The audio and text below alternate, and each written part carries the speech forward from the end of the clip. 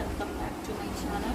ഇന്ന് നമ്മൾ നോക്കാൻ പോകുന്നത് എന്താണ് നിങ്ങളുടെ പേഴ്സണൽ നിങ്ങളോട് പറയാനുള്ളത്, അല്ലെങ്കിൽ എന്താണ് അവരുടെ ഇപ്പോഴത്തെ കണ്ട ഫീലിങ്സ്, അവരെന്താ നിങ്ങളെക്കുറിച്ച് ചിന്തിക്കുന്നത് എന്നാണ് നമ്മൾ നോക്കാൻ പോകുന്നത്. നമുക്ക് നോക്കാം അവരെന്താ നിങ്ങളെക്കുറിച്ച് ചിന്തിക്കുന്നത്. ഇത് കാണുന്ന വ്യൂവേഴ്സിന് റെസണേറ്റ് ആകുന്ന രീതിയിൽ അവരുടെ ആളിന് എന്താണ് അവരോടുള്ള ഫീലിങ്സ് ആണ് നമ്മൾ നോക്കുന്നത്.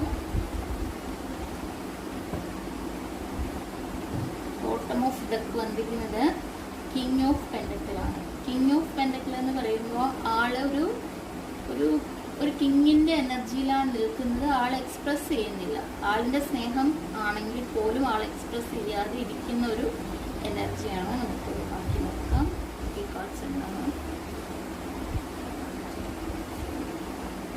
നല്ലൊരു കാർഡാണ് നമുക്ക് കിട്ടിയേക്കുന്നത്.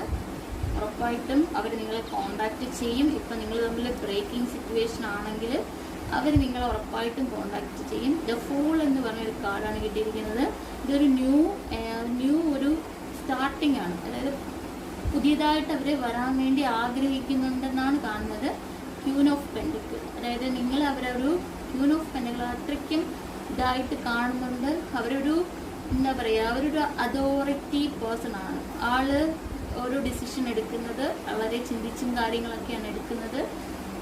അടുത്ത് നമുക്ക് കിട്ടിയിരിക്കുന്നത് പേജ് ഓഫ് സോഡ് എനർജിയാണ്. അവരവരുടെ ജോലിയിലായാലും അവരുടെ കരിയറിലായാലും അവർ സക്സസ് ആയിട്ടുള്ള ഒരു വ്യക്തി തന്നെയാണ്.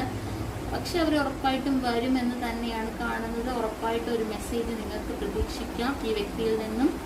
ഇതൊരു നല്ലൊരു റീഡിങ് തന്നെയാണ്. പക്ഷെ ഇപ്പോൾ അവർ എക്സ്പ്രസ് ചെയ്യുന്നില്ലെങ്കിൽ അത് കാര്യമാക്കണ്ട. അവർ ഉറപ്പായിട്ടും നിങ്ങളെ കോണ്ടാക്ട് ചെയ്യുമെന്ന് തന്നെയാണ് നമ്മൾ കാണുന്നത്. സോ നിങ്ങൾ എന്ത് ചെയ്യുക, ക്ലൈം ചെയ്യുക, യൂണിവേഴ്സിനോട് ക്ലൈം ചെയ്യുക. ആൾ തിരിച്ചു വരാൻ വേണ്ടിയും ആളുടെ സ്നേഹത്തിന് വേണ്ടിയും ക്ലൈം ചെയ്യുക. Thank you universe, thank you my viewers.